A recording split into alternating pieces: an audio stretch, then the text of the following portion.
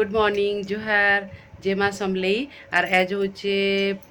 सावित्री व्रत आनी टाइम हेलान 6 बाजिचे तो आमे आमर घर पाखे आमर सामना घरे सब सांग मैंने मिसिकी करसु तो नना के कहुचे बेले नना आसबे 8:30 बजे तो एबे फटाफट घर काम सारिकी फिर रेडी होकरी मुई फिर आपन को देखौछे। ये देखो सावित्री व्रत पूजा चलीचे पूजा करी सारिकी नना यहाँ बही पढ़ुचन यहाँ आम मैंने सब बसचु मोर सांग मैंने ये फल भी काटुचन भोग करवार लगी आ बही पढ़ी सारा पर नना आरती करबे आरती कर सारा पर सबको आशीर्वाद देवे तापरे आम सब दक्षिणा देकरी से भोग भी देमु तापरे से पलाबे।